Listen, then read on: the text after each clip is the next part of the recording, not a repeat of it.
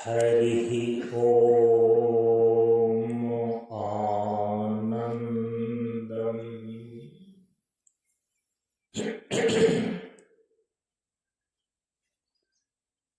प्रशान्ते जीवन दर्शनम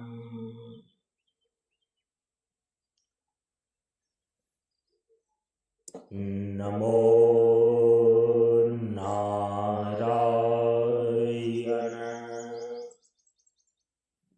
नारायण।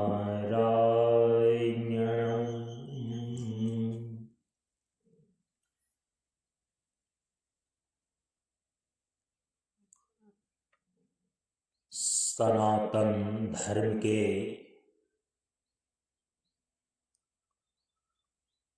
वैदिक परंपरा के अंतर्गत गुरु और शिष्य के बीच एवं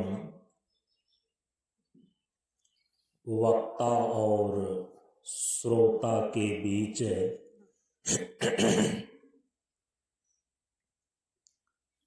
ज्ञान का आदान प्रदान होने के लिए प्रयुक्त वैदिक मंत्रों का पहले उच्चारण कर लें।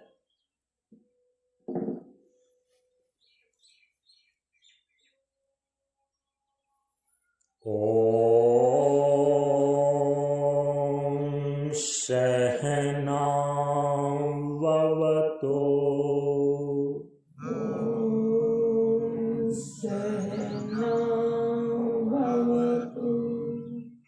सहनौ भुनक्तु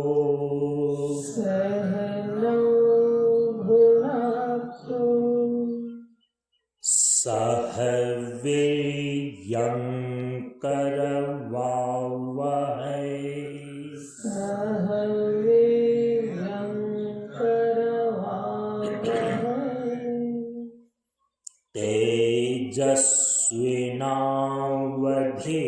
तेजस्विनावधीतमस्तु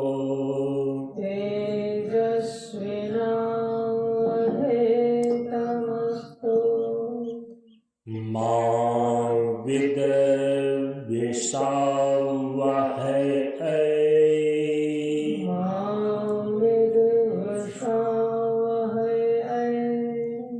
ओम शांति शांति शांति।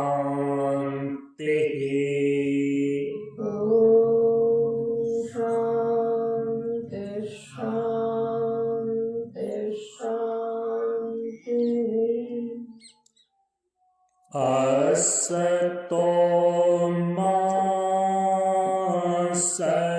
सद्गमय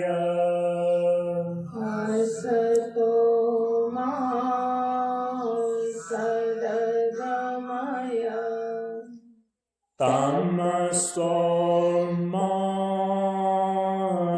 ज्योतिर्गमय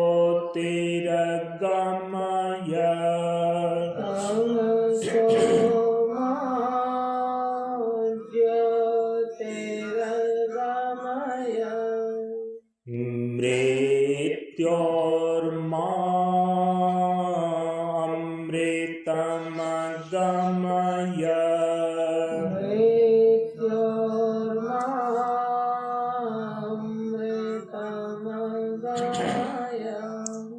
ओम शांति शांति शांति।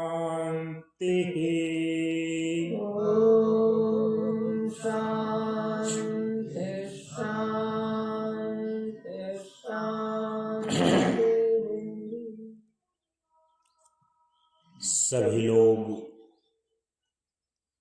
थोड़ी देर के लिए मौन एवं शांत रहें।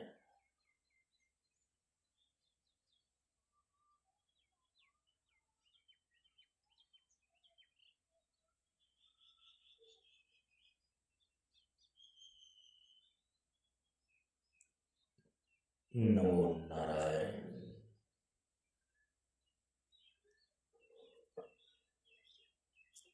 ब्रह्मानन्दं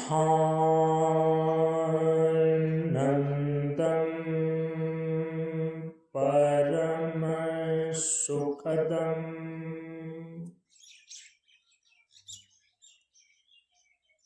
केवलं ज्ञानमूर्तिम्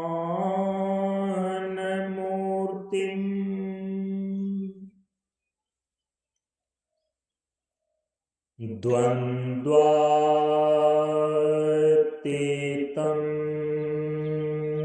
गगनसदृशं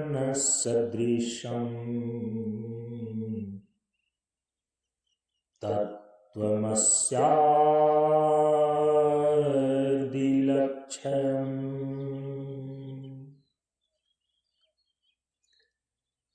एकं नित्यं विमलमचलम्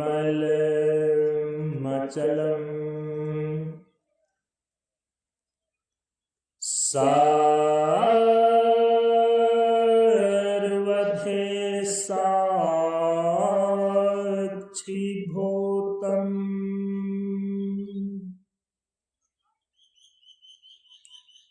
भावातीतं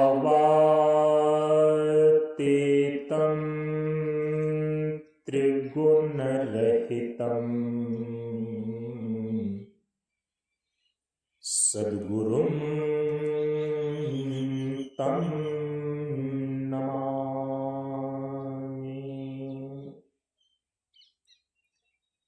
सद्गुरुं तं नमामि।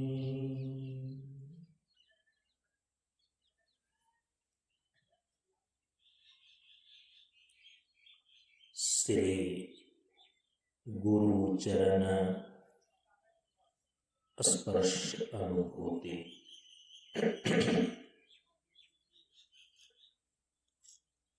ज्ञान मार्ग सत्संग के सानिध्य में उपस्थित श्रद्धालुओं, सत्संग प्रेमियों, ज्ञान बढ़े गुणवान के संगत, ध्यान बढ़े तपस्वी संग किन्हों, बुद्धि विवेक विचार बढ़े संत सन्यासी सुसज्जन तिन्हों। इसलिए ज्ञानी बेधय ज्ञान से, व्याधा बेधय तीर, सद्गुरु बेधय शब्द से भींगे सकल शरीर।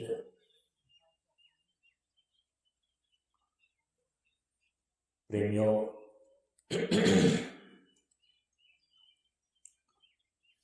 हम सभी लोग इस बार सन 2025 ईस्वी में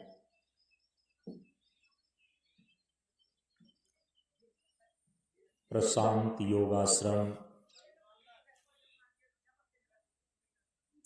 गोवासा मंच पर आयोजित ज्ञान मार्ग सत्संग मंच के 27वें ग्रीष्मकालीन वार्षिकोत्सव सत्संग सत्र में हम सभी लोग उपस्थित हैं। आप सभी लोगों को भली भांति ज्ञात है कि परम पूज्य गुरुदेव बाबा शांतानंद जी महाराज के द्वारा स्थापित यह ज्ञान मार्ग सत्संग मंच उनके द्वारा निर्धारित इस मंच के दो प्रमुख वार्षिकोत्सव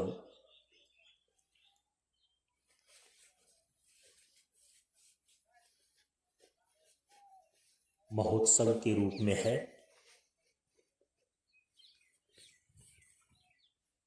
एक वार्षिकोत्सव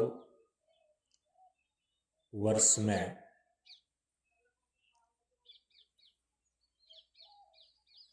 ग्रीष्म काल के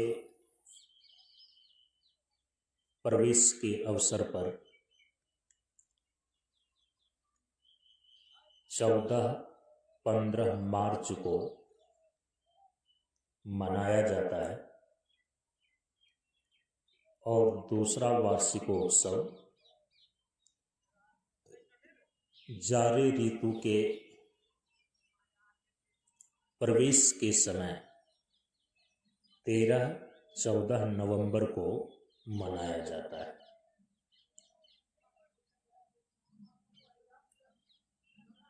जो ग्रीष्म ऋतु के प्रवेश के समय प्रतिवर्ष 14-15 मार्च को वार्षिकोत्सव इस मंच का मनाते हैं, तो मैंने इसकी संज्ञा रखी है ग्रीष्मकालीन वार्षिकोत्सव।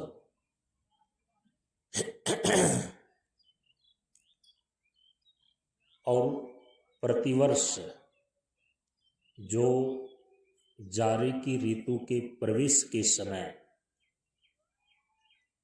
वार्षिकोत्सव 13 और 14 नवंबर को मनाया जाता है, तो इसकी संज्ञा मैंने दी है शीतकालीन वार्षिकोत्सव। यह जो दो वार्षिकोत्सव महोत्सव इस मंच का मनाया जाता है, ये दो प्रमुख कार्यक्रम हैं।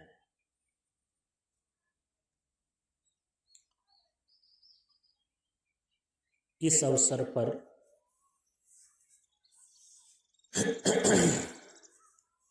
कहीं पर लोग केवल 2 दिनों का सत्संग का कार्यक्रम करते हैं,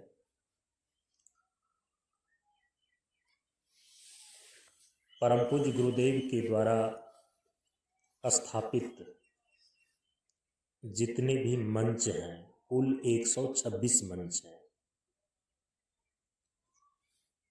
126 मंच के लोग एकत्रित होकर के इस दोनों वार्षिकोत्सव को तो कहीं पर केवल 2 दिनों का कार्यक्रम के रूप में संपादित करते हैं। 14-15 मार्च का वार्षिकोत्सव, 13-14 नवंबर का वार्षिकोत्सव, तो 2-2 दिन करके ही ये दोनों वार्षिकोत्सव अधिकांश लोग मनाते हैं।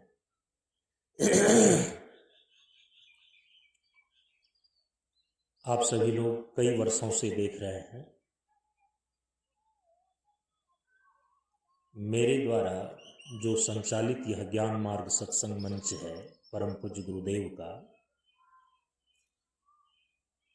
तो इस दोनों वार्षिकोत्सव के अवसर पर हम सभी लोग 7-7 दिनों का सत्संग का कार्यक्रम आयोजित करते हैं। कम से कम 7 दिनों का सत्संग कार्यक्रम के साथ यह दोनों वार्षिकोत्सव महोत्सव संपादित होता है। तो इस बार हम सभी लोग सन 2025 ईस्वी में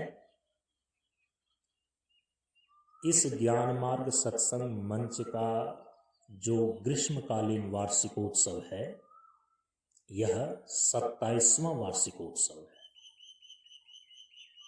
14-15 मार्च को वार्षिकोत्सव के रूप में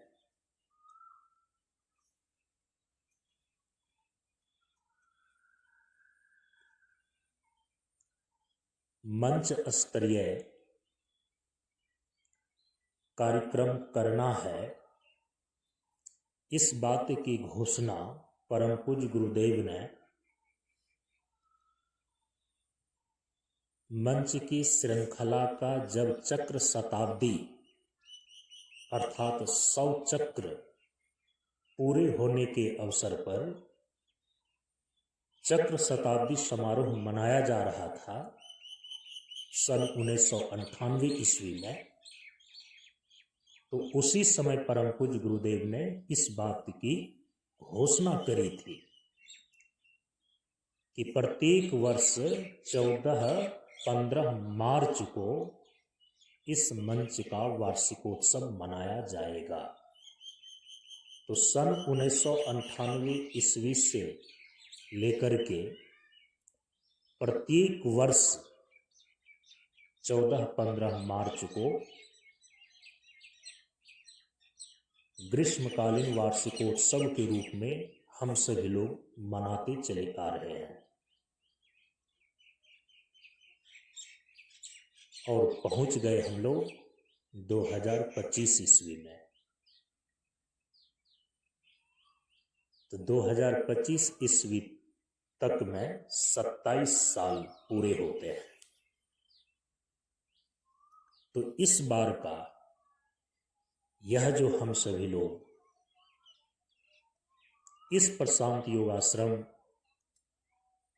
ग्वासा मंच पर ग्रीष्मकालीन वार्षिकोत्सव मना रहे हैं, यह 27वां ग्रीष्मकालीन वार्षिकोत्सव है। इस अवसर पर तो 9 मार्च से लेकर के 15 मार्च तक 7 दिनों का ज्ञान यज्ञ सत्संग का कार्यक्रम आयोजित है, जिसमें आज प्रथम दिन के सत्संग में 9 मार्च सन 2025 ईस्वी को हम सभी लोग उपस्थित हैं।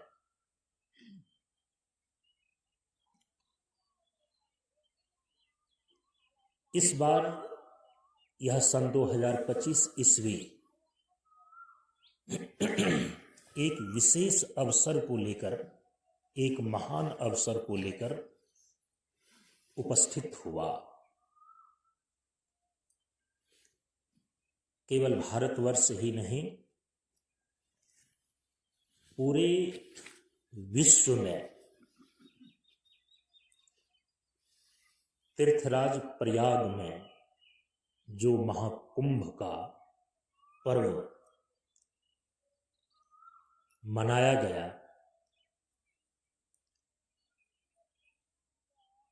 मकर संक्रांति से लेकर के महाशिवरात्रि तक,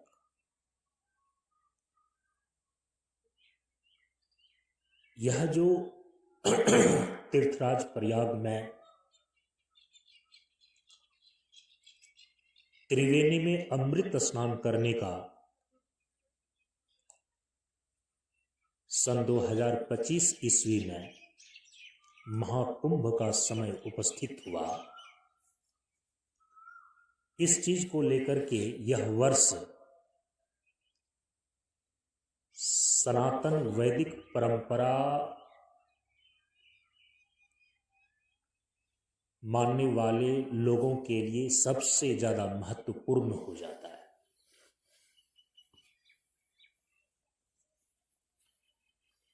त्रिवेणी में अमृत स्नान का बहुत बड़ा महत्व है और आप सभी लोगों को यह जानकारी में होना चाहिए। त्रिवेणी में अमृत स्नान केवल महाकुंभ के अवसर पर ही सुलभ हो पाता है।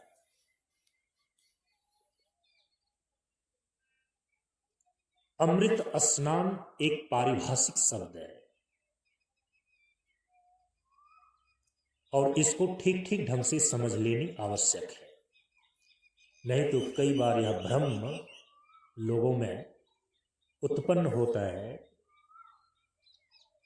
कि त्रिवेणी में जो अमृत स्नान महाकुंभ के अवसर पर किया जाता है, इस बार सन 2025 ईस्वी में लगभग 60 करोड़ व्यक्तियों ने, 65 करोड़ व्यक्तियों ने, सरकार की आंकड़ा बतावे तो 66 करोड़ व्यक्तियों ने, श्रद्धालुओं ने त्रिवेणी में अमृत स्नान का लाभ उठाया। तो अमृत स्नान एक पारिभाषिक शब्द है, इसको ठीक ढंग से समझ लेना जरूरी है, नहीं तो भ्रम उत्पन्न होता है कि क्या त्रिवेणी में स्नान कर लेने के बाद व्यक्ति अमर हो जाता है। अमृत का अर्थ होता है जो एक बार अमृत को पी ले, एक बार अमृत स्नान कर ले, फिर उसकी मृत्यु नहीं होती है। तो ये जो 66 करोड़ व्यक्तियों ने इस बार त्रिवेणी में अमृत स्नान का लाभ उठाया, तो क्या 66 करोड़ व्यक्ति की मृत्यु नहीं होगी। इसलिए कहा कि अमृत स्नान यह एक शास्त्रीय शब्द है, पारिभाषिक शब्द है, और यदि आप इसको ठीक ढंग से आचार्य के द्वारा, शास्त्र के द्वारा, संत महात्माओं के द्वारा ठीक ढंग से नहीं समझेंगे तो इसी प्रकार का भ्रम और अनर्गला प्रलाप व्यक्ति करते रहता है कि अमृत स्नान करने पर तो व्यक्ति की मृत्यु नहीं होती है। तो क्या त्रिवेणी में जिन जिन लोगों ने अमृत स्नान किया उनकी मृत्यु नहीं होगी।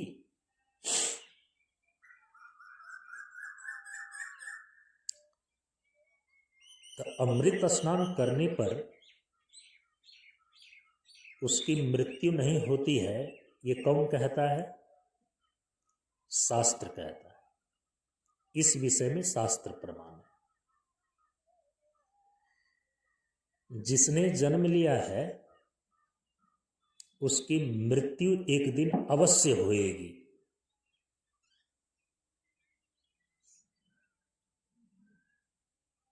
जो जन्मता है वो मरता भी है। ये किसने कहा है। ये भी शास्त्र ने ही कहा है। इसमें शास्त्र प्रमाण है। क्योंकि ऐसे तो आंख से आप देखते हैं कि जिसने जन्म लिया वो मरता है, एक दिन उसकी मृत्यु हो जाती है।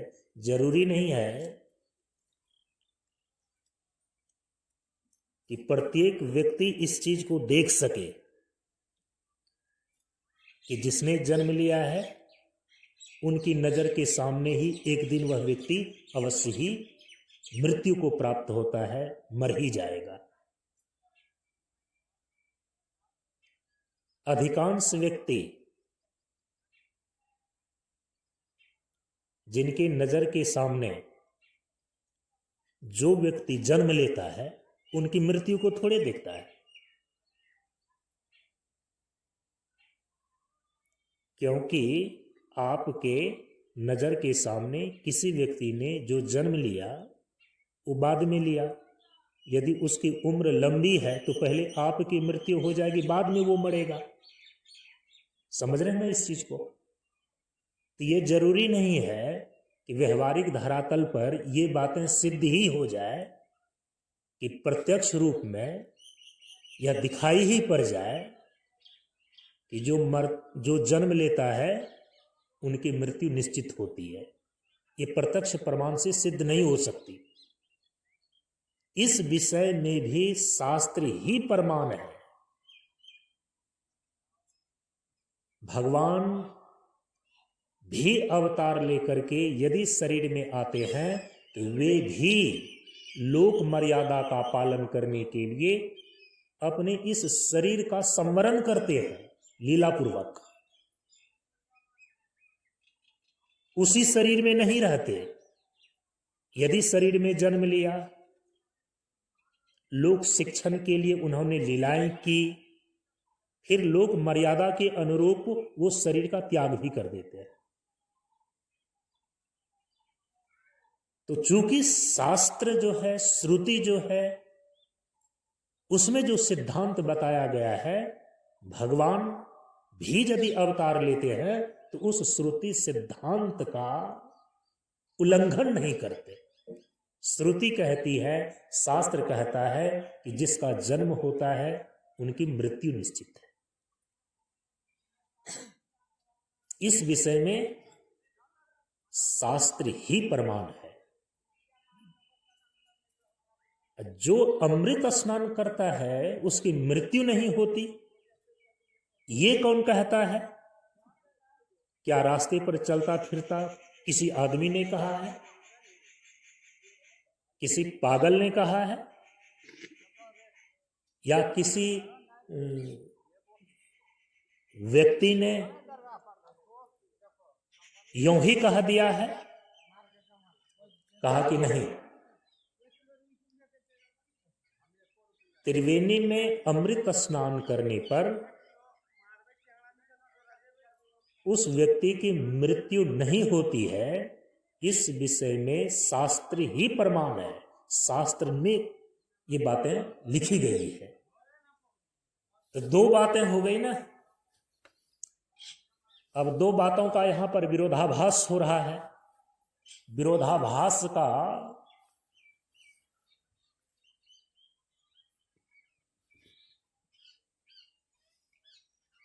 माने मूल में विरोध है नहीं, लेकिन विरोध का आभास हो रहा है, इसलिए कहते हैं विरोधाभास।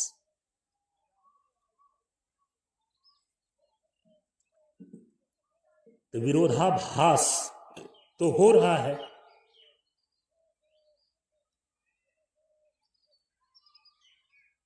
किस विरोध का आभास हो रहा है यहां पर?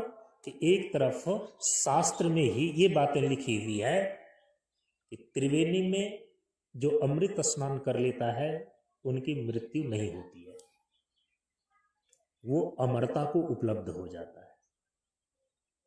शास्त्र में ही ये बातें लिखी हुई है कि जिसका जन्म हुआ है एक दिन उसकी मृत्यु निश्चित है।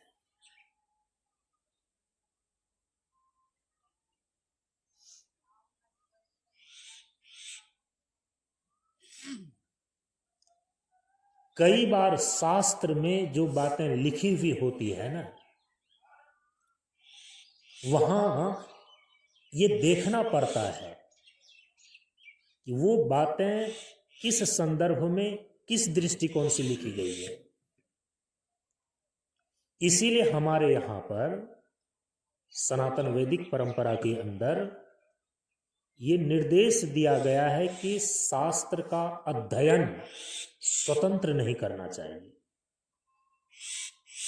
यदि कोई व्यक्ति शास्त्र का अध्ययन स्वतंत्र रूप से करता है, किसी मर्मज्ञ गुरु के सानिध्य में बैठकर शास्त्र का अध्ययन नहीं किया, किसी आचार्य के सानिध्य में रहकर शास्त्र का अध्ययन नहीं किया, गुरुकुल में जाकर के शास्त्र का अध्ययन नहीं किया, भौतिक शिक्षा आईए, बीए, एमए इत्यादि जो उसने पढ़ा है, उसके अभिमान पूर्वक वो सोचता है मैं पढ़ा लिखा हूं, तो शास्त्र में जो बातें हैं लिखी हुई है थोड़ी मैं नहीं समझ सकता अपने आप से। ये जो गलती करता है ना इंसान, यहीं से वह भ्रम में फंसता है।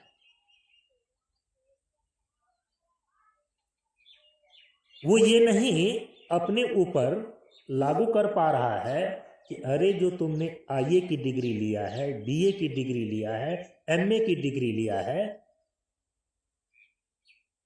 तो तुम्हारे बाबूजी ने लिख करके दे दिया है क्या? कोई प्रामाणिक स्कूल है, यूनिवर्सिटी है, उन्होंने ना तुमको डिग्री दिया है। तब उस डिग्री का वैल्यू है। अपने ही हाथ से डिग्री यदि किसी कागज पर लिख लेंगे, यूनिवर्सिटी का मोहर ना हो, स्कूल का मोहर ना हो सर्टिफिकेट में, तो उसका क्या वैल्यू है, क्या मूल्य है उसका? कुछ भी नहीं है, कागज के टुकड़े मात्र हैं। अब उस स्कूल का जो सर्टिफिकेट आपको मिला है, वो जो डिग्री मिली है, यूनिवर्सिटी का जो सर्टिफिकेट मिला है, डिग्री मिली है आपको, ऐसे थोड़े मिल गया है। आपने वहां के शिक्षक से, आपने वहां के प्रोफेसर से, लेक्चरर से आपने पढ़ा है, नियमित आप वहां के छात्र रहे हैं, आपने परीक्षाएं दी है, परीक्षाएं पास की हैं। इतनी मेहनत के बाद, इतनी परिश्रम के बाद तब कहीं आपको वो भौतिक शिक्षा की उपाधियां और डिग्रियां प्राप्त होती है। और इतनी मेहनत से भौतिक शिक्षा की डिग्री प्राप्त करने वाला व्यक्ति भी यहां पर गलती कर जाता है। वो समझता है कि केवल इसी भौतिक शिक्षा के बल पर हम अध्यात्म विद्या में भी पारंगत हो जाएंगे, शास्त्र की बातों को यूं ही समझ लेंगे। आप नहीं समझ सकते। जैसे आपने भौतिक शिक्षा, उच्च शिक्षा को विद्यालय, उच्च विद्यालय, विश्वविद्यालय में जाकर आपने शिक्षक से, आचार्य से, प्राचार्य से, प्रोफेसर से आपने अध्ययन किया है, तब कहीं वो उच्च शिक्षा आपको प्राप्त हुई है। वैसे ही आप ऐसे शास्त्रीय नहीं हो सकते। जो शास्त्र के मर्मज्ञ आचार्य हैं, शास्त्र के मर्मज्ञ गुरु हैं, उनके सानिध्य में जाकर के आप शास्त्र का जब अध्ययन करेंगे, तब शास्त्र का मर्म आपको समझ में आएगा।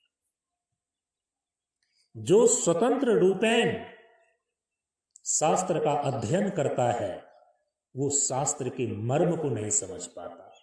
बिना गुरु का मर्म न जाने, लागे हाथ असार, कितनक भोदू बह गए, करके वेद विचार। इसीलिए वेद ही घोषणा करता है कि आचार्यवान पुरुषो वेदा। शास्त्र के मर्म को वही जान सकता है, शास्त्र जिस चीज को बताना चाहता है यथार्थ रूप से उसको वही समझ सकता है जो आचार्यवान होगा, जो आचार्य के पास जाकर आज्ञाकारी होकर, सानिध्य का लाभ उठाकर जो उस शास्त्र को पढ़ता है, अध्ययन करता है, तब वह शास्त्रज्ञ होता है, तब वो शास्त्री कहलाता है।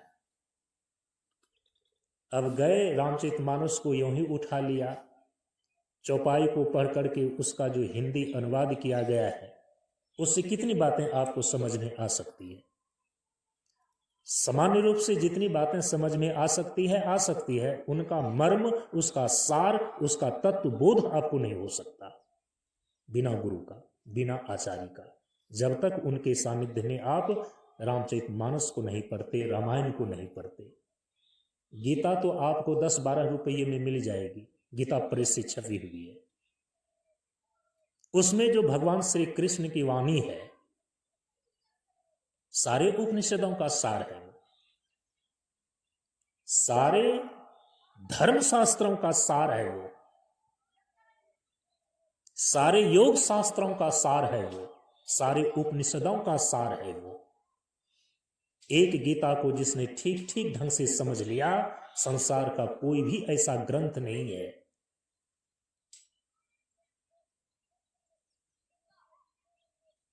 कि जो वो न समझ सके।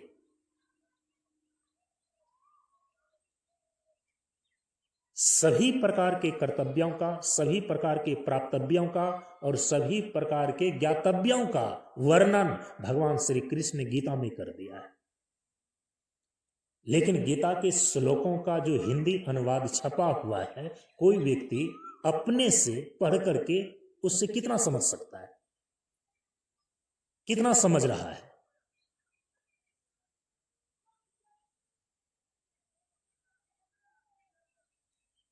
700 श्लोक गीता जी में है। और बड़े बड़े योगी, बड़े बड़े मनीषी, बड़े बड़े प्रखर आचार्य उस गीता जी पर अपना भाष्य लिखे हैं, टीका लिखे हैं। सोचिए, यदि गीता जी की बातें सामान्य ही रूप से समझ में आ जानी होती तो इतने बड़े बड़े आचार्यों ने जो भाष्य लिखने की मेहनत की है, टीकाएं लिखने की मेहनत की है, वो क्यों करनी पड़ती? तो जो जितना डुबकी लगाता है उसके अंदर का उतना ही वह रत्न लेकर के बाहर आता है।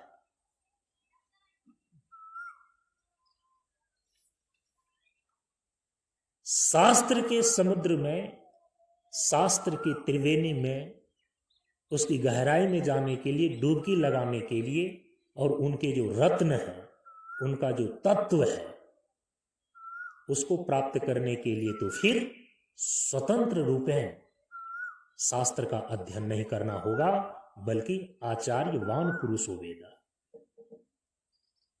गुरु के सानिध्य में, आचार्य के सानिध्य में जब शास्त्र का अध्ययन करते हैं तब उनका सही अर्थ आपको समझ में आता है। क्योंकि शास्त्र में वो देखना पड़ता है कि किस प्रकरण में कौन बातें कैसे कही गई है, वो आचार्य समझाएंगे आपको। स्वतंत्र ढंग से यदि कि आप अपने आप से अध्ययन करते हैं तो आप केवल शास्त्र की पंक्ति को देखेंगे, शब्द का जो सामान्य अर्थ होता है, प्रचलित अर्थ होता है, केवल आप उसको लगाएंगे। उस प्रकरण के आधार पर उसी शब्द का क्या अर्थ है, ये ग्रहण तो आचार्य की परंपरा से जब आप पढ़ेंगे तभी आप ग्रहण कर पाएंगे, ऐसे नहीं। इसीलिए बिना गुरु का मर्म न जाने लागे हाथा सार। तो इस प्रकार की जो भ्रांतियां और विरोधाभास शास्त्र के पढ़ने से उपस्थित होता है कि एक जगह शास्त्र लिख रहा है कि त्रिवेणी में अमृत स्नान करने से अमर हो जाता है व्यक्ति, उसकी मृत्यु नहीं होती। और दूसरी तरफ ही शास्त्र में ये बातें लिखी गई है और लोग पढ़ते हैं कि जिसका जन्म हुआ है उसकी मृत्यु तो अवश्य होगी। इसलिए दोनों के संदर्भ को देखना चाहिए, दोनों के प्रकरण को देखना चाहिए। एक बातें कही जाती है व्यवहारिक दृष्टिकोण से, एक बातें कही जाती है पारमार्थिक दृष्टिकोण से।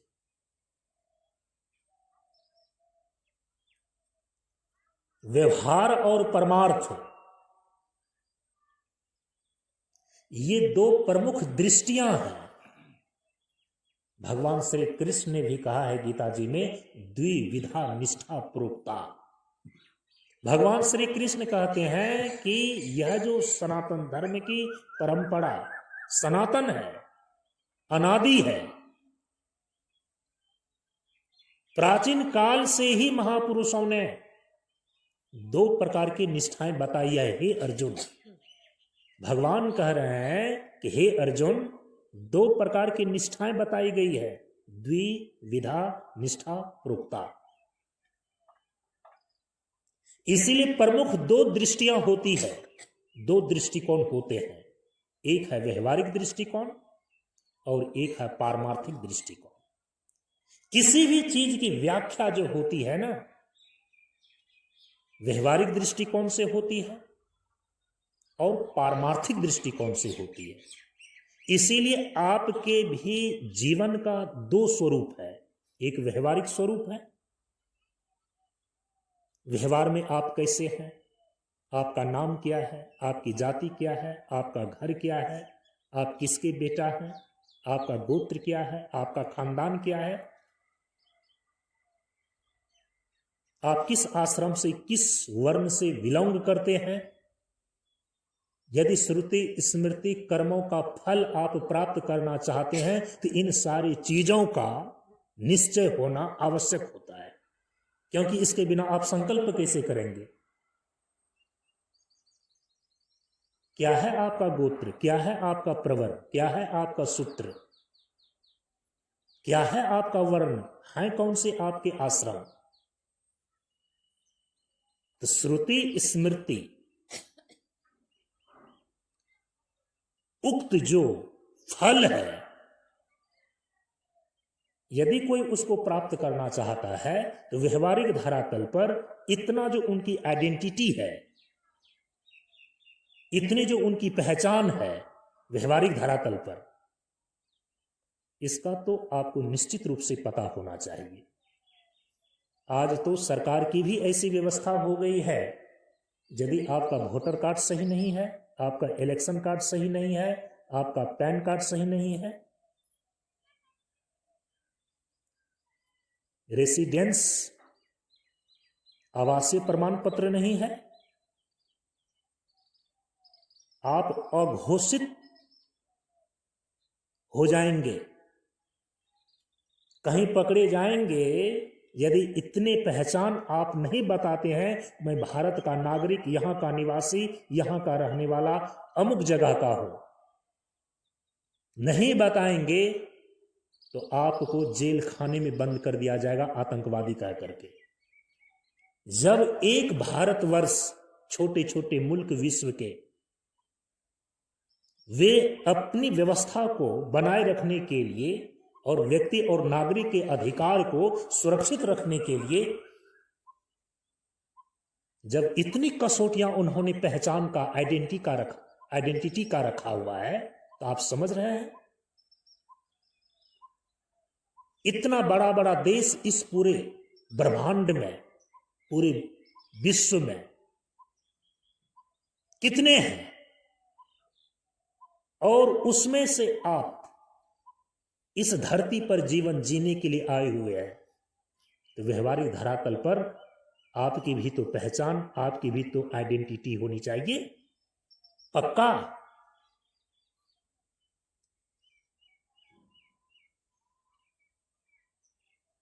व्यवहारिक धरातल पर ये सारी बातें निश्चित होती है, इसका महत्व है। समाज में आपकी पहचान है व्यवहारिक धरातल पर, आप इसको नहीं छुपा सकते। उसी प्रकार से आपका भी एक शास्त्रीय पहचान है, आपका एक धार्मिक पहचान है, आप इसको भी नहीं छुपा सकते।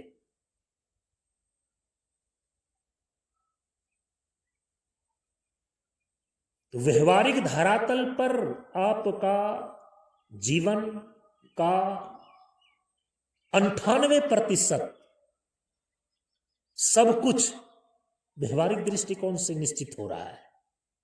व्यवहारिक दृष्टिकोण से सब कुछ निश्चित होता है। यदि व्यवहार आपका ठीक ठाक है, व्यवहार आपका शुद्ध है, तो जो दूसरा दृष्टिकोण है कि व्यवहार से परमार्थ की ओर जाना, वो परमार्थ की ओर व्यवहार की शुद्धि होने पर परमार्थ सिद्धि की ओर वो जाने लगता है। यदि आपके जीवन में अर्थोपार्जन और कामोपभोग, जो जीवन के 4 पुरुषार्थ हैं, अर्थ पुरुषार्थ, काम पुरुषार्थ, धर्म पुरुषार्थ और मोक्ष पुरुषार्थ, जीवन के जो ये 4 पुरुषार्थ हैं, इन 4 पुरुषार्थ में नीचे के 2 पुरुषार्थ, अर्थ और काम, इसको मना भी नहीं कर सकते। इसी के बीच आप जीवन जी रहे हैं। अर्थ माने विषय वस्तु, भोगने की सामग्री, रोटी, कपड़ा, मकान, दुकान, पृथ्वी, पानी, प्रकाश, पवन, आकाश, रोटी, कपड़ा, मकान, ये जितनी सारी चीजें हैं, रुपया, पैसा, कंकड़ पत्थर, ये जितने भी सारी की सारी चीजें हैं, इस सारे के सारे भोग्य विषय को हम अर्थ बोलते हैं। इनको अर्थ की संज्ञा प्राप्त है। काम का मतलब होता है इसकी कामना, इसकी इच्छा। तो संसार के भोग्य वस्तु का, संसार के भोग्य विषय का ही तो सबसे पहले कामना है, अच्छा मकान चाहिए, अच्छा भोजन चाहिए, अच्छी स्त्री चाहिए, अच्छा पद चाहिए। ये जो संसार के विषय को लेकर, संसार की वस्तु को लेकर कामना है, इससे भी आप नहीं भाग सकते, कोई नहीं भाग सकता। तो काम है, माने संसार की कामना, संसार की इच्छा तो सब मनुष्य के भीतर है। अब संसार में जिस वस्तु की कामना है, जिस विषय की कामना है, जिस भोग्य सामग्री की कामना है, हम उसको प्राप्त करना चाहते हैं। तो वह विषय वस्तु, उसको शास्त्र कहता है अर्थ। तो काम और अर्थ, इन्हीं दो चीजों के लिए तो पहले आदमी दौड़ता है। इसी दो चीज के लिए तो आदमी सब कुछ कर रहा है। अर्थोपार्जन, कामोपभोग, अर्थोपार्जन, कामोपभोग, इसी में सबका जीवन जन्म से लेकर के मृत्यु तक चलते रहता है। अर्थोपार्जन, अर्थ का उपार्जन करना, और कामोपभोग, जो काम्य वस्तु है उसका उपभोग करना। रोटी का, मकान का, कपड़ा का, भोजन का, वस्त्र का, आवास का, स्त्री का, पुरुष का, सबका तो उपभोग करना है। तो संसार के विषय की कामना और संसार के विषय सामग्री का भोग, ये चल रहा है। 99% व्यक्ति तो केवल जन्म से लेकर मृत्यु तक इसी दोनों के पीछे दौड़ते दौड़ते दौड़ते दौड़ते जीवन को खपा देता है। हमारे महर्षि लोग कह रहे हैं जीवन जीने की कला में, ये दो चीजों को केंद्र बनाकर जो तुम्हारे सारे जीवन खप जाते हैं, तो जन्म लिया है तो एक दिन मृत्यु होएगी, जीवन को खपाते खपाते मर भी जाते हो, लेकिन जीवन का दो पुरुषार्थ अभी शेष बचा हुआ है, धर्म और मोक्ष।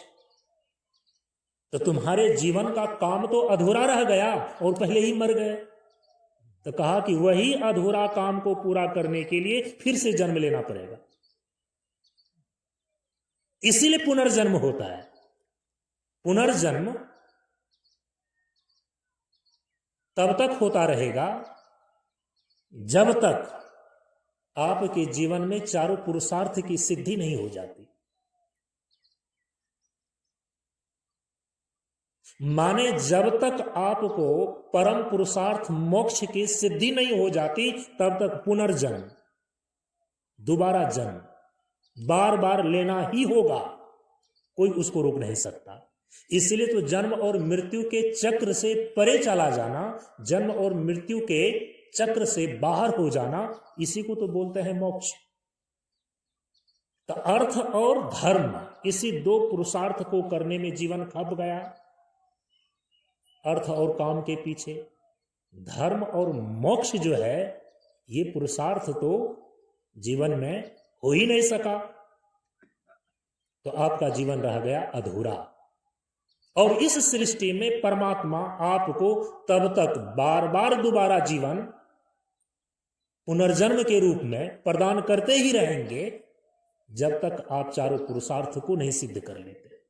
आपका काम जब तक पूरा नहीं हो जाता, जीवन का जीवन जिस प्रयोजन से परमात्मा ने दिया है, जब तक वह प्रयोजन पूरा नहीं हो जाता, तो पुनर्जन्म होता रहेगा।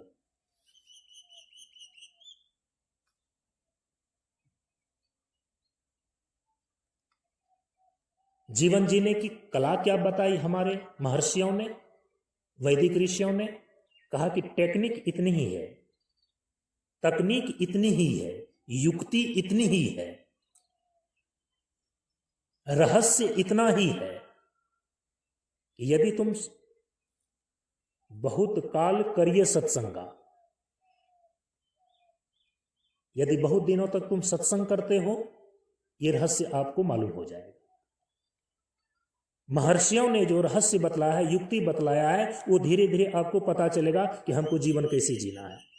तो हमारे वैदिक ऋषियों ने जीवन जीने की ये कला बताई है कि ठीक है, अर्थ और काम ये दोनों सहज ही नहीं छूट सकता, इसी में जीवन जीना है। लेकिन अर्थ और काम, इस दोनों का संपादन यदि धर्म के अनुशासन में करते हो तो तुम्हारे लिए मोक्ष का रास्ता खुल जाएगा। बस इतना ही गणित है। जो इस समीकरण को, इस सूत्र को बैठा लिया, अपने जीवन को सफल कर लिया।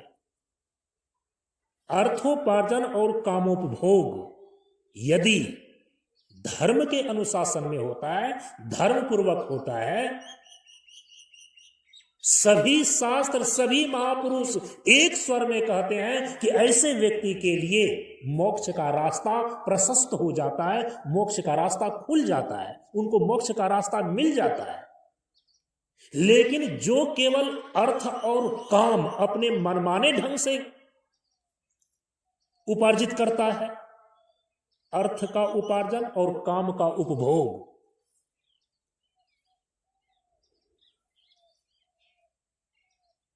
धर्म के अनुशासन में नहीं, धर्म की मर्यादा में नहीं, धर्म पूर्वक नहीं, बल्कि मनमाने ढंग से संपत्ति चाहिए जैसे भी हो संपत्ति, ये चीजें चाहिए जैसे हो, बस हमें प्राप्त करना है।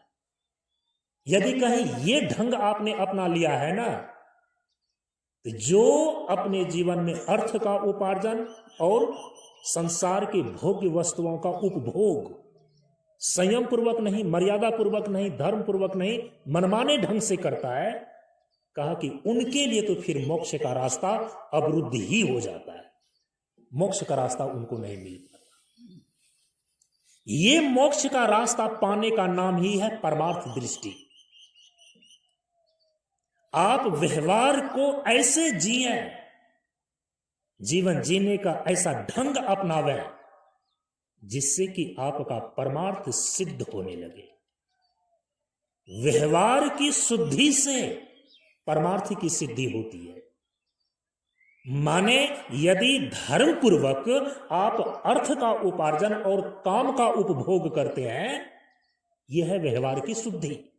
ऐसे ही होती है व्यवहार की शुद्धि। जीवन जीने के व्यवहार में उच्छृंखलता, उद्दंडता, अनुशासनहीनता,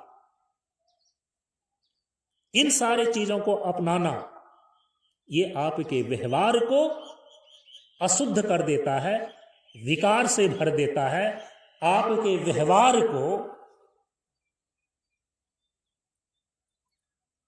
इतना वह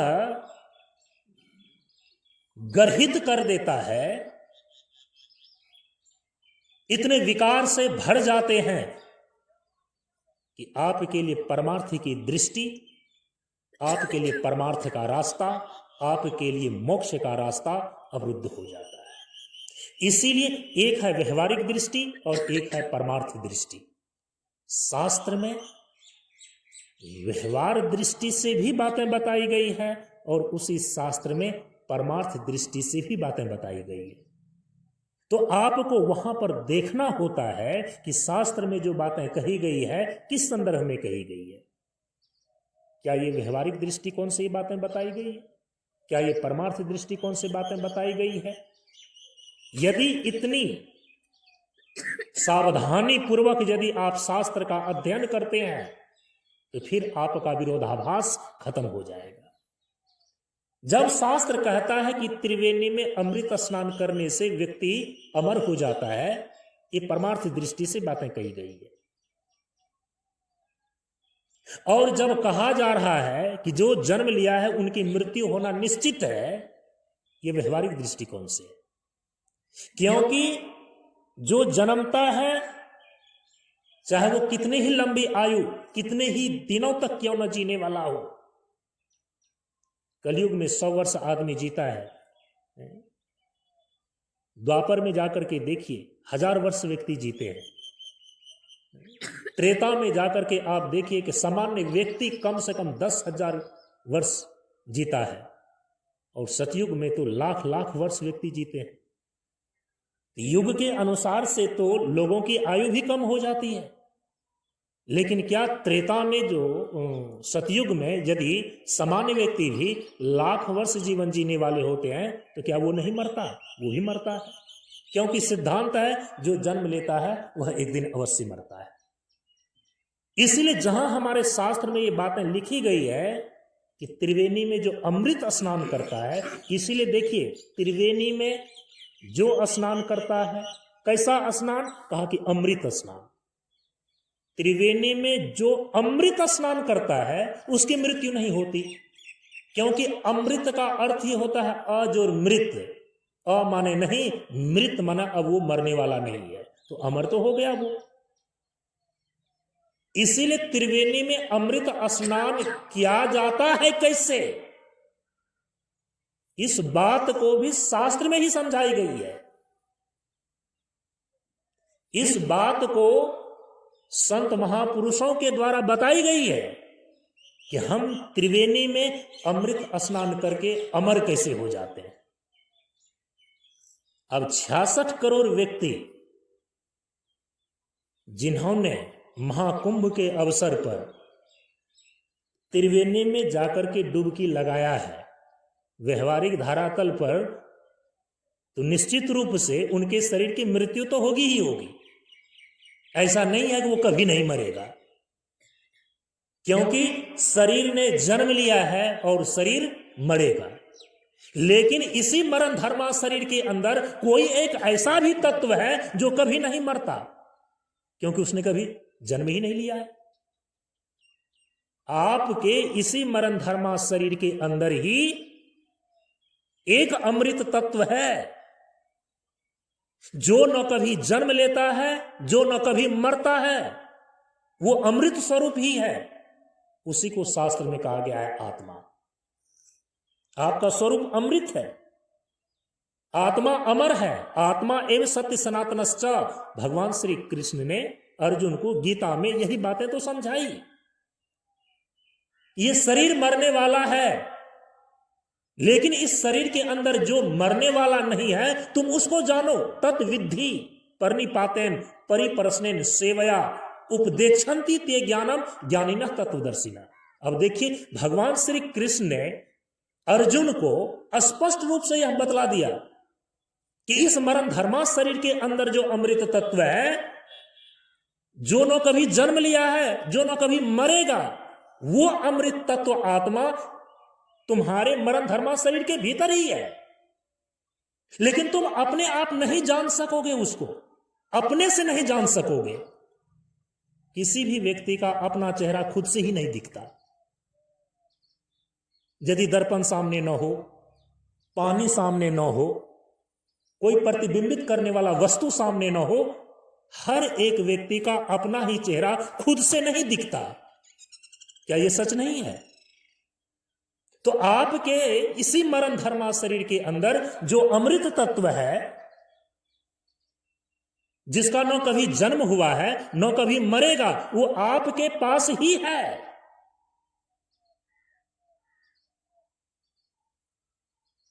लेकिन आप उसको जानते हैं, क्योंकि आपकी दृष्टि उस पर जाती ही नहीं है। जीवन भर तक आपकी दृष्टि बहिर्मुखी होकर संसार की चीजों को देखती रहती है। इसीलिए हमारे सद्गुरु वो दृष्टि प्रदान करते हैं कि अपनी दृष्टि को संसार से मोड़ो, अपनी दृष्टि को फेरो और अपने भीतर की ओर ले चलो।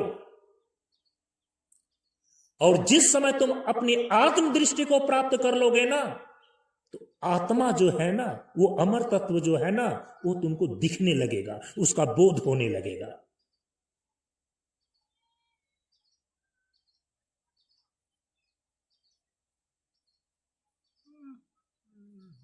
जल बीच मीन प्यासी, सुनी सुनी मोही आवत हंसी। जल बीच मीन प्यासी, सुनी सुनी मोही आवत हंसी। आत्म ज्ञान बिना नर भटके, कोई मथुरा तो कोई काशी। अंतर्दृष्टि चाहिए, और वो अंतर्दृष्टि ऐसे प्राप्त नहीं होती है। इसलिए भगवान कह रहे हैं कि तत्विद्धि परिनिपातेन। हे अर्जुन, यदि उस आत्मा को जानना चाहते हो, किस आत्मा को? जो तुम्हारे ही इसी मरण धर्मा शरीर के भीतर है, जिसका न जन्म होता है, इसलिए उसकी कभी मृत्यु नहीं होती है। हां, ये शरीर जन्म लिया है, तुम युद्ध लड़ो या न लड़ो, तुम सड़कर के भी मर जाओगे एक दिन। युद्ध के मैदान में लड़ते हुए मरते हो तो वीर गति तुम्हें प्राप्त होगी। अंतर केवल इतना है।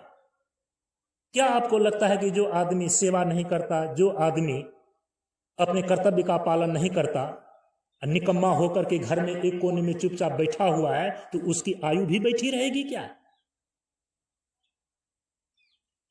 लोग तो कहते हैं कि इस शरीर का क्या, इस शरीर को भी यदि कि आप चुपचाप बैठा करके रखेंगे तो इसमें घुन लग जाएगा, ये रोगी हो जाएगा। जैसे कि पानी जितना चलता रहे उतना शुद्ध रहता है, उसी प्रकार से आपका यह शरीर जितना चलता रहे उतना स्वस्थ रहता है। परम पूज्य गुरुदेव हम सभी लोगों को बतलाते थे, जो चलता सो मरता नहीं, बैठा मर मर जाए। आप देखिएगा वो निकम्मा व्यक्ति, वो कोढ़ी व्यक्ति, वो अकर्मण्य व्यक्ति ज्यादा बीमार रहने वाला होगा। जो चलता सो मरता नहीं, बैठा मर मर जाए। बैठा भी मरता नहीं, जो थोड़ा सा खाए। लेकिन जो ऐसे निकम्मा बैठा हुआ है, वो थोड़ा सा खाने वाला थोड़े है।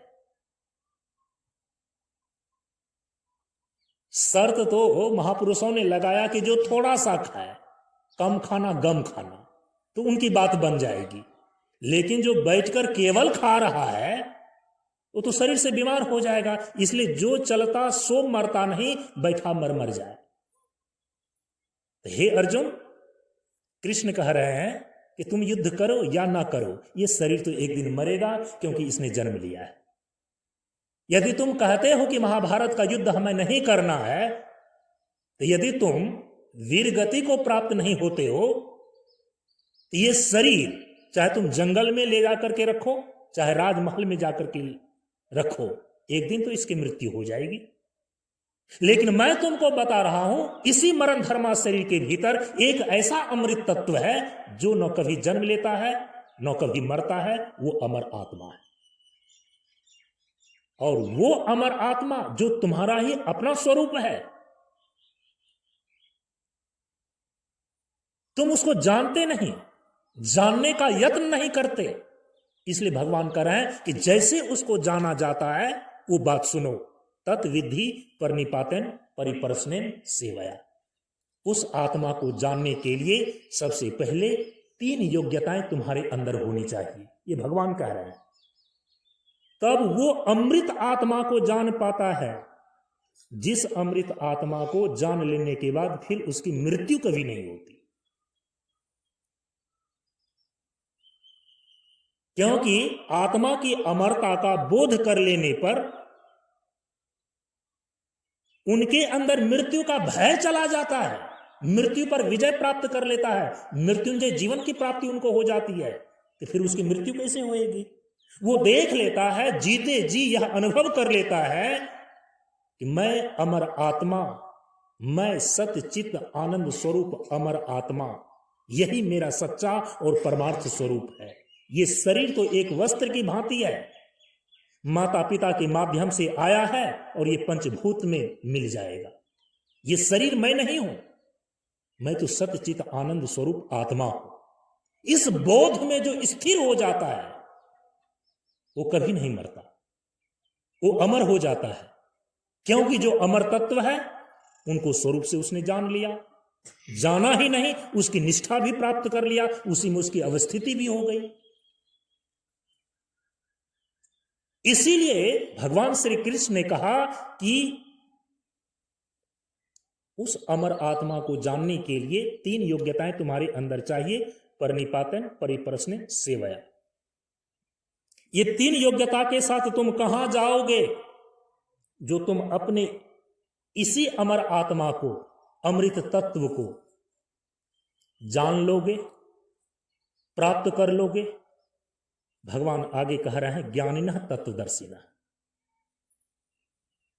परिनिपात परिप्रश्नेन सेवया, इस 3 योग्यता को लेकर के कहां जाओगे? क्या मथुरा चले जाएं? क्या काशी चले जाएं? उस मथुरा और काशी में जाकर के भी ज्ञानी तत्वदर्शी महापुरुष यदि आपको नहीं मिलेंगे तो मथुरा और काशी जाकर भी आपको मुक्ति प्राप्त नहीं होगी। आत्म ज्ञान बिना नर भटके, कोई मथुरा तो कोई काशी। हाँ, मथुरा जाए ज्ञानिनः तत्वदर्शिनः, ऐसा महापुरुष मिल जाए। काशी जाए ज्ञानिनः तत्वदर्शिनः, ऐसा महापुरुष मिल जाए। तो चाहे काशी और मथुरा में मिले और चाहे आप जहां हैं वहीं मिल जाए, तो फिर आपकी मुक्ति, आपकी अमरता वो गारंटेड है। लेकिन भगवान कह रहा है कि इस 3 योग्यता को प्राप्त करके तुम ज्ञानी तत्वदर्शी महापुरुष के पास जाओ और वे तुम्हें आत्मदृष्टि प्रदान करेंगे, वे तुम्हें ज्ञान दृष्टि प्रदान करेंगे। उपदेक्षन्ति ते ज्ञाना ज्ञानिनः तत्वदर्शिनः। इसीलिए हमारे शास्त्र में जब हमारे शास्त्र में यह लिखा जाता है, लिखा हुआ पढ़ने को मिलता है कि त्रिवेणी में अमृत स्नान करने पर, केवल स्नान वहां नहीं लिखा हुआ है, ध्यान दीजिएगा, अमृत स्नान करने पर, त्रिवेणी में अमृत स्नान करने पर फिर उसकी कभी मृत्यु नहीं होती। इसमें कभी भी किसी भी प्रकार का कोई संदेह मत करना। हां, उनको प्रमाण मान करके इस चीज की, इस रहस्य की खोज करना आवश्यक है कि त्रिवेणी में अमृत स्नान किया जाता है कैसे। ये शास्त्रों में भी बातें बताई गई है, हमारे महापुरुषों के द्वारा भी बातें बताई गई है। ऐसे तो गंगा, यमुना और सरस्वती, ये तीनों धाराएं जहां आकर के मिलती है उसको त्रिवेणी बोलते हैं।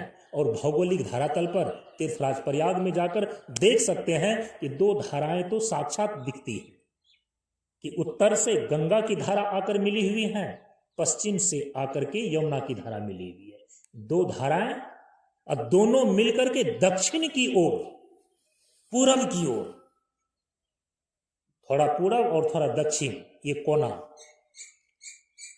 लेकर के जो तीसरी धारा बही है उसी तिमुहानी को त्रिवेणी बोल देते हैं।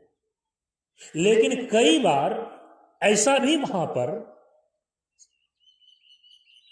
समीक्षा किया गया है कि 2 धाराएं तो प्रत्यक्ष दिखाई देती है, अब 2 मिलकर के 3 हो जाए तो वो अलग बात है। लेकिन जब 3 अलग अलग धाराएं आकर के मिलती हैं तब उसको त्रिवेणी बोलते हैं। तो प्रयागराज में तो 2 ही धाराएं दिखाई पड़ती हैं, गंगा और यमुना, तीसरी धारा सरस्वती, ये तो अदृश्य है, ये तो दिखाई ही नहीं पड़ती है। किसी का कहना है कि वो सरस्वती की धारा वहां पर अंतः सलीला है, और अंतः सलीला का अर्थ होता है वह पाताल लोक से आकर के मिलती है, सबको दिखाई नहीं देती। किसी का कहना है कि नहीं, वो जो तीसरी सरस्वती की धारा अदृश्य रूप में है वो आकाशगामिनी है, ऊपर आकाश से आकर के अदृश्य रूप में वहां पर मिलती है। अब किसी का यदि कि यह कहना हो कि नहीं, जैसे 2 धाराएं प्रत्यक्ष दिखाई पड़ती है तो तीसरी धारा भी हमें प्रत्यक्ष ही दिखनी चाहिए, तो कहा कि ऐसा अवसर केवल महाकुंभ के समय प्राप्त होता है।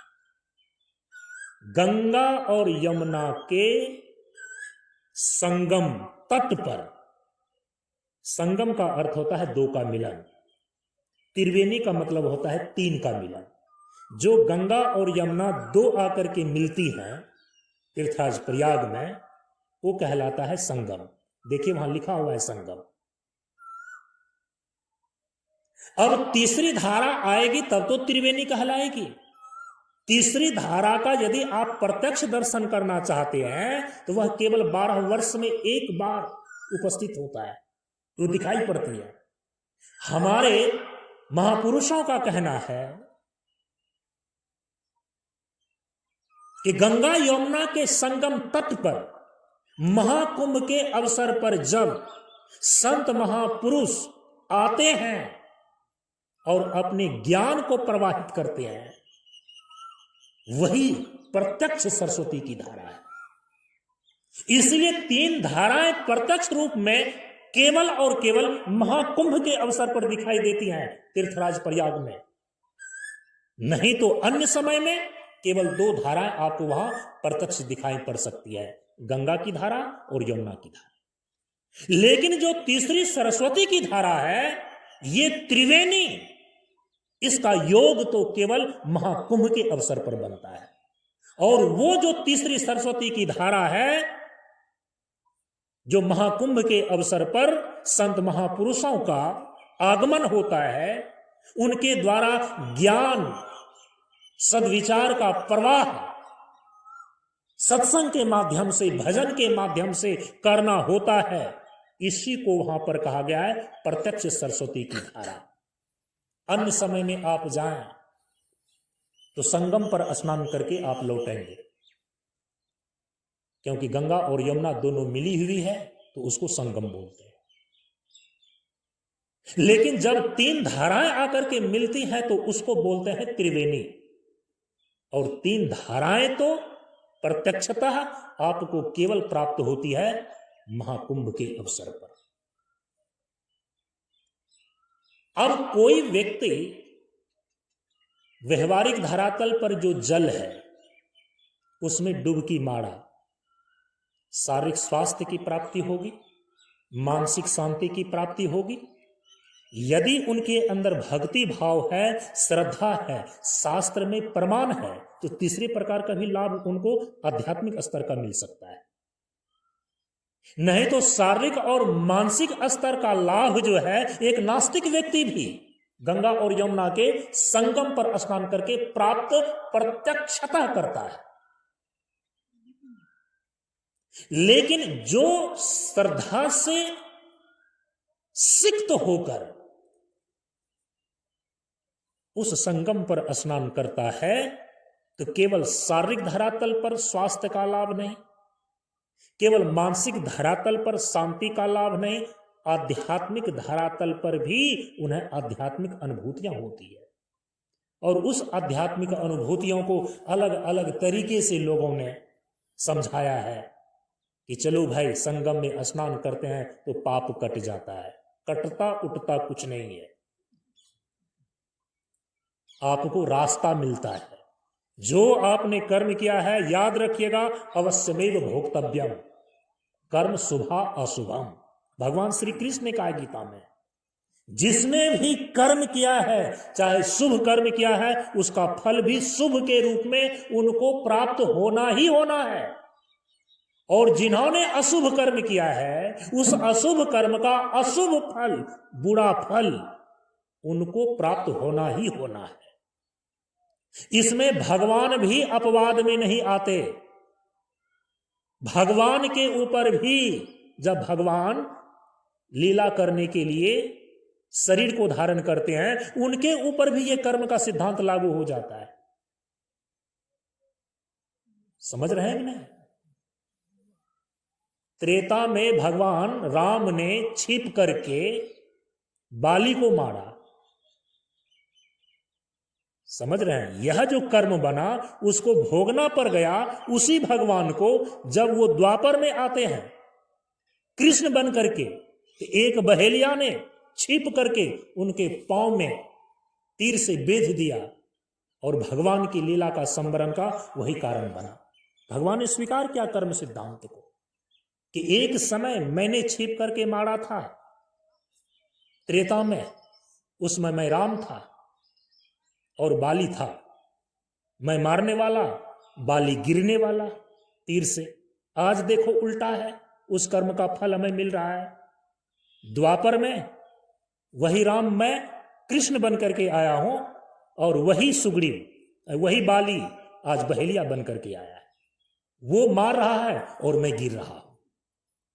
कर्म का सिद्धांत, शुभ और अशुभ कर्म का फल शुभ और अशुभ के रूप में भोगना ही पड़ता है। इस सिद्धांत के अपवाद भगवान भी नहीं होते, माने भगवान के ऊपर भी यह सिद्धांत लागू होता है।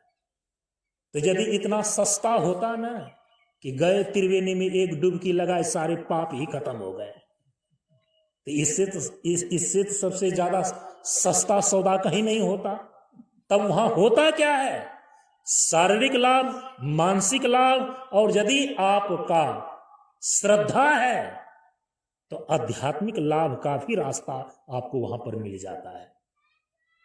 क्योंकि जिस प्रयोजन से वो त्रिवेणी में स्नान करने के लिए बनाया गया वो मुख्य रूप से था कि व्यक्ति को आध्यात्मिक मार्ग का, उनको आध्यात्मिक रास्ता वहां पर मिल जाए संत महापुरुषों के सानिध्य में।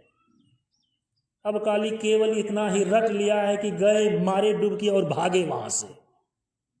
तो ठीक है, कम से कम इतना मन में तसल्ली हो गई कि गए और स्नान करके आए। लेकिन जिस प्रयोजन से त्रिवेणी में स्नान, अमृत स्नान करने का वह संयोग बनाया गया था, यदि आगे और पीछे रहस्यात्मक बातों को आप न जाने और न पालन किए और केवल व्यवहारिक धरातल पर जाते हैं, डुबकी मार करके आ जाते हैं, तो सामान्य लाभ ही आपको मिलेगा, विशेष लाभ नहीं मिलेगा। व्यवहारिक धरातल पर शरीर ने जन्म लिया है, इसकी मृत्यु होनी निश्चित है, याद रखिएगा। परमार्थ के धरातल पर त्रिवेणी में जो अमृत स्नान कर लेता है, त्रिवेणी में जो अमृत स्नान कर लेता है, इसलिए तो भगवान ने कहा कि जिस चीज को जानने से आदमी सदा के लिए अमर हो जाता है, उस चीज को पहले तुम जानो। और उसके जानने के लिए 3 चीजें, 3 योग्यताएं तुम्हारे में होनी चाहिए। परिनिपातन, परिप्रश्न, सेवया। परिनिपात का मतलब होता है अपना अहंकार छोड़ करके समर्पण करो। छोटी छोटी चीजों के लिए, आज संसार की तुच्छ चीजों के लिए आप जी हजूरी करते फिरते हैं, उसमें आपको लाज नहीं आती है। भगवान कहते हैं कि जिससे तुम्हारा परमार्थ सिद्ध होने वाला है, वहीं तुम इतना अहंकार लेकर के बैठे हो कि मैं झुकने वाला नहीं हूं, तो मत झुको। परनी पाते हैं, झुको, परनी पाते हैं, समर्पण करो, अच्छे जगह पर समर्पण करो, सही जगह पर समर्पण करो, अहंकार को विगलित करो, अपने को झुकाओ। झुकाओगे नहीं तो फिर लोगे कैसे? फिर कहा परिप्रश्न। परिप्रश्न का मतलब होता है आत्म जिज्ञासा। स्वयं को जानने की ही जिज्ञासा वहां पर करो, जिज्ञासु बनो। परिप्रश्न का मतलब है जिज्ञासु, समर्पण करो, जिज्ञासु बनो। और सेवया, सेवया का अर्थ होता है निठल्ला बन करके मत रहो, सेवा की भावना अपने भीतर रखो। यदि ये 3 योग्यताएं आपने धारण कर ली तो आप समझिए कि शिष्य हो गए। समर्पण है, जिज्ञासा है और सेवा की भावना है। परिनिपातन, परिप्रश्न, सेवया। त्रिवेणी में अमृत स्नान कैसे किया जाता है, उसका थोड़ा सा केवल आपको ये झलक दिखा रहा हूं जो भगवान ने बतलाया है। कैसे डुबकी लगाते हैं, कहा कि ये 3 योग्यताएं, क्योंकि त्रिवेणी में स्नान करना है तो 3 योग्यताएं होनी चाहिए। परिनिपातन अर्थात समर्पण, परिप्रश्न अर्थात आत्मजिज्ञासु, सेवया सेवा की भावना। ये तीनों चीजें, ये तीनों योग्यताएं लेकर के जाओ। कहां जाओ? कहा कि जिन महापुरुषों में ये 3 योग्यताएं हैं, ऐसे महापुरुष के पास जाओ। क्योंकि ये 3 चीजों को लेकर के यदि आप गलत जगह पर चले गए ना, गुरु घंटाल के फेर में यदि पड़ गए ना, ये तीनों की तीनों चीजें आपकी बेकार चली जाएगी। आपका समर्पण भी बेकार चला जाएगा, आपकी जिज्ञासा भी बेकार चली जाएगी और आपके द्वारा की गई सेवा भी बेकार चली जाएगी। अंत में आप नास्तिक बन जाएंगे, कहेंगे कि देख लिया बहुत आश्रमों को, देख लिया बहुत मठों को, क्योंकि आप धोखा खा गए ना, आपके साथ छल हो गया ना। आप जिस आध्यात्मिक अनुभूतियों को, जिस आध्यात्मिक सिद्धियों को प्राप्त करना चाह रहे थे, वो मार्ग आपको नहीं मिल सका। 3 चीजों के साथ ऐसे महापुरुष के पास जाओ जिसमें कि 3 योग्यताएं हो। उपदेक्षन्ति ते ज्ञानम ज्ञानिनः तत्वदर्शिनः। 3 योग्यताएं क्या होनी चाहिए? ज्ञानिनः 1, तत्वदर्शिनः 2, तीसरी योग्यता ते उपदेक्षन्ति। उपदेक्षन्ति ते ज्ञानम। ज्ञानी का यहां पर अर्थ है, भगवान कह रहे हैं कि उन्हें शास्त्र का ज्ञान विज्ञान मालूम होना चाहिए। ऐसे महापुरुष के पास जाओ। ये नहीं कि बस अपना ही डिंग हाँकने में लगा हुआ है, अपने को ही केवल पूजाने में लगा हुआ है। शास्त्रीय गुरु के पास, जो शास्त्र का मर्मज्ञ गुरु है, उनके पास जाओ तुम। ज्ञानिना का मतलब है कि शास्त्र का वो विज्ञाता होना चाहिए। तत्वदर्शिना, ये दूसरी योग्यता। तत्वदर्शिना का यहां पर अर्थ है वो तत्वदर्शी होना चाहिए। केवल ये शास्त्र की बातें श्लोक का श्लोक, भाष्य का भाष्य संस्कृत में ही बोले चले जा रहे हैं, केवल उतना से ही काम नहीं चलेगा। यदि मर्मज्ञ है, जो तत्व शास्त्र में बतलाया गया है, क्या उस तत्व का साक्षात्कार करने वाले, उनका दर्शन करने वाले वे महापुरुष हैं या नहीं है? तभी तो सच्चे और पूरे गुरु माने जाएंगे उनको। तब तो श्रोत्रिय ब्रह्मनिष्ठ होने के बाद उनको सदगुरु की संज्ञा प्राप्त होती है। इसलिए कहा कि पहली योग्यता ज्ञानिना, दूसरी योग्यता तत्वदर्शिना, तत्व का साक्षात्कार करने वाला तत्वदर्शी महापुरुष होना चाहिए। ये दोनों योग्यताएं हैं। अब तीसरी योग्यता भगवान बतला रहे हैं, उपदेक्षन्ति ते ज्ञानम। उसी तत्व का ज्ञान का उपदेश करने वाला होना चाहिए। यदि वो मौन धारण करने वाले हैं, अपने आप में तो ब्रह्मानंद का सुख ले रहे हैं, मौन धारण किए हुए हैं, तो इससे आपके अज्ञान का नाश नहीं होगा ना। जब तक वे तत्व ज्ञान का उपदेश नहीं करेंगे, तब तक आपके अज्ञान का नाश नहीं होगा। हाँ, ऐसे तत्वदर्शी महापुरुष यदि मौन धारण कर लिए हैं, आप उनकी सेवा कीजिए, पुण्य मिलेगा, अज्ञान दूर नहीं होगा। अज्ञान तो तभी दूर होगा, जैसे अंधकार तभी दूर होता है जब सूर्य उगता है, सूर्य का प्रकाश होता है। उसी प्रकार से तत्वदर्शी महापुरुष भी जब तक तत्व ज्ञान का उपदेश आपको नहीं करेंगे कि तत्व का स्वरूप ऐसा है, तत्व का बोध ऐसे किया जाता है, इस प्रकार से इसकी ये प्रक्रिया है, जब तक इसका प्रशिक्षण आपको नहीं देंगे, जब तक प्रवचन के माध्यम से उपदेश नहीं करेंगे, तब तक आपका अज्ञान दूर नहीं होगा। इसलिए भगवान कह रहे हैं ये तीसरी योग्यता है, उपदेक्षन्ति। ऐसे तत्वदर्शी महापुरुष तुमको तत्व ज्ञान का उपदेश करने वाला होना चाहिए, उपदेष्टा हो, मौन धारण करने वाला न हो। यदि ये 3 योग्यताओं से युक्त कोई महापुरुष है, अब ऐसे महापुरुष के पास जाकर के ये 3 योग्यताएं शिष्य की बतलाई, परिनिपातन, परिप्रश्न, सेवा। तो शिष्य की पात्रता और गुरु की योग्यता यदि ये मिल जाए, अब आप त्रिवेणी, तीन शिष्यों की पात्रता के लिए शर्त, 3 जो इधर गुरु हैं उनकी योग्यता की शर्त, ये पूरे हो जाने पर अब वहां पर त्रिवेणी में अमृत स्नान होता है। तब वह अमृत स्नान करके अपने अमर आत्मा का बोध करता है, फिर उसकी कभी मृत्यु नहीं होती। अन्यथा व्यवहारिक दृष्टिकोण से जिस जल में आप स्नान करते हैं, व्यवहारिक धरातल पर शारीरिक लाभ मिलेगा, मानसिक लाभ मिलेगा। व्यवहारिक धरातल पर श्रद्धा है तो अध्यात्म का रास्ता भी आपको मिल जाएगा, लेकिन शरीर की मृत्यु स्नान करने के बाद भी होनी ही होनी है। तत्व ज्ञान होने के बाद भी शरीर की मृत्यु होती है।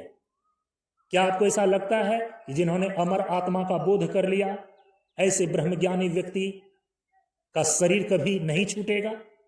शरीर छूटेगा, शरीर की मृत्यु होएगी व्यवहारिक धरातल पर, लेकिन पारमार्थिक स्वरूप में जो अमर चीज थी, परमार्थ स्वरूप जो अमृत तत्व है, उसमें लीन हो करके अपने अमरता के बोध में लीन होकर के, उसमें अवस्थिति लाभ करके जिसने शरीर छोड़ दिया, अब उनका दोबारा कभी जन्म नहीं होता।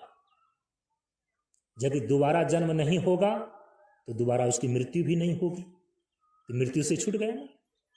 चूंकि उनकी मृत्यु इसीलिए नहीं होगी क्योंकि दोबारा अब उनका जन्म नहीं होगा। दोबारा जन्म उसका कब नहीं होगा? जब जीते जी उन्होंने अपने भीतर अमर आत्मा का साक्षात्कार करके उसी में अपने शरीर को छोड़ दिया। जा मरण से जग डरे ता मरण आनंद, कब मरिह्यों कब पाह्यों पूरन परमानंद। कब मरिह्यों कब पाह्यों पूरन परमानंद, जा मरण से जग डरे ता मरण आनंद। इसीलिए मरना पहले जो मरे, अजर अमर सो होए।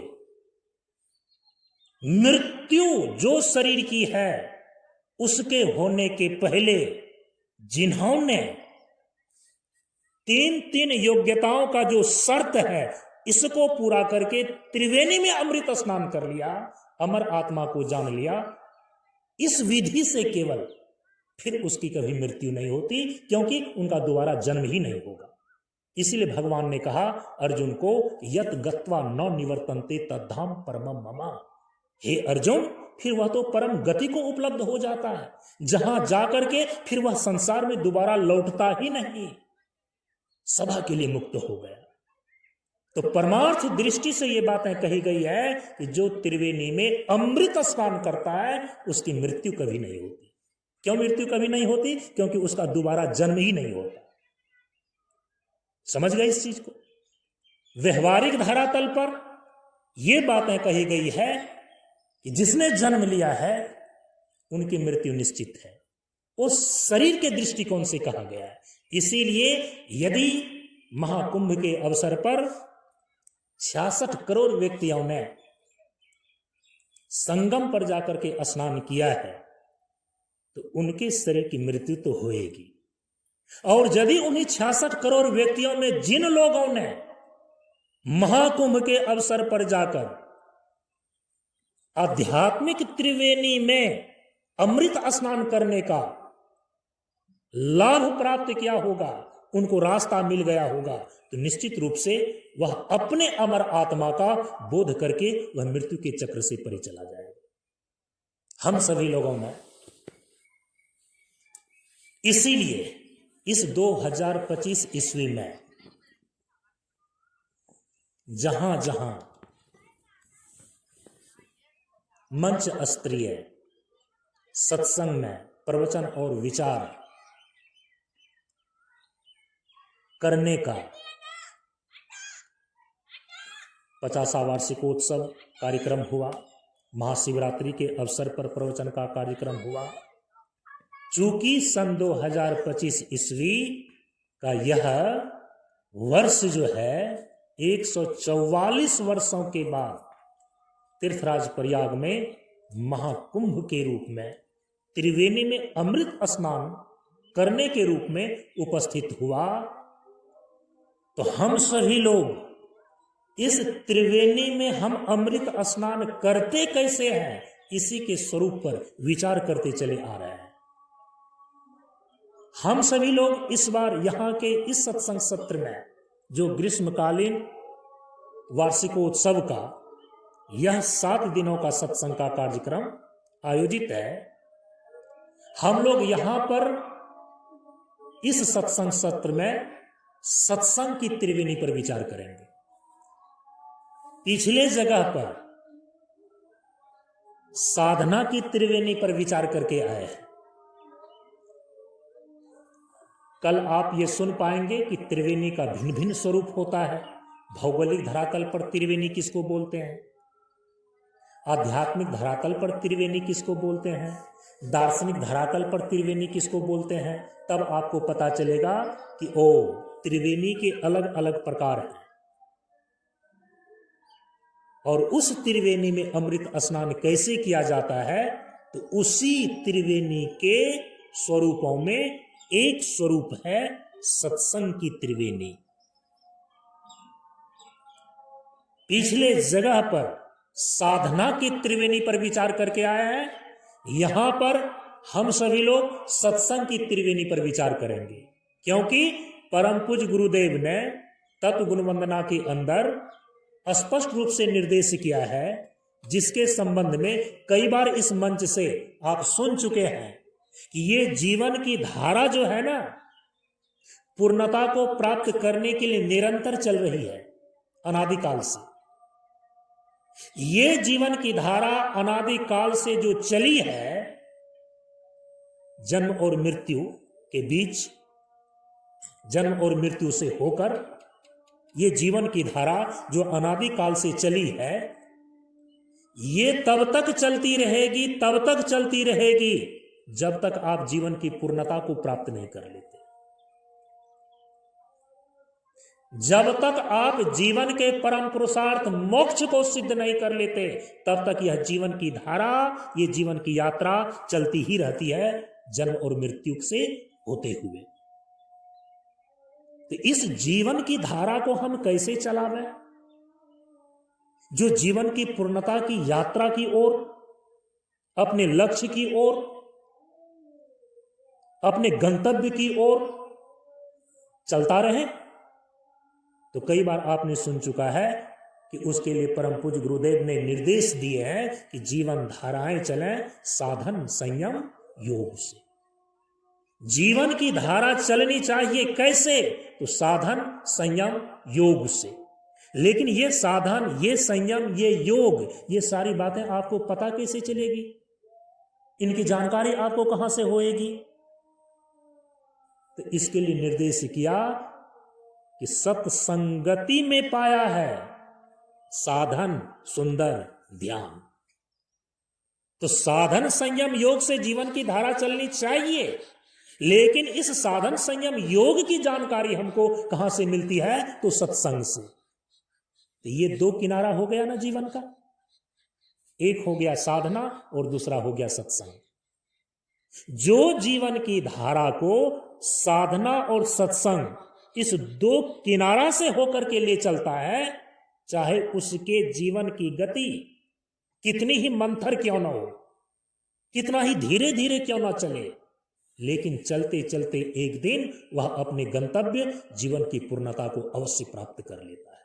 हमारे महापुरुषों ने इस प्रकार से हम सभी लोगों को आश्वस्त किया है, सांत्वना दिया है कि यदि तुम सत्संग और साधना, इन दो किनारों के बीच अपने जीवन की धारा को चलाओ, तो तुम्हारे चलने की गति चाहे कितनी ही मंथर क्यों ना हो, कितना ही धीमा क्यों ना चलो, चूंकि तुम्हारे जीवन की दशा और दिशा दोनों ही सही है, एक दिन तुम अवश्य अपने जीवन के गंतव्य, जीवन की पूर्णता तक पहुंच जाओगे।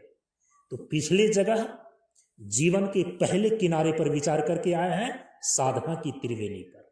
यहां हम जीवन के दूसरे किनारे पर विचार करेंगे कि सत्संग की त्रिवेणी पर। तो कल से ये विचार प्रारंभ होगा। आज इसकी भूमिका और इसकी प्रवेशिका बन चुकी है। आज अपनी वाणी को यहीं पर विराम देते हैं। परम पूज्य गुरुदेव के श्री चरणों में नमन करते हुए आप सबों को एक साथ नमन।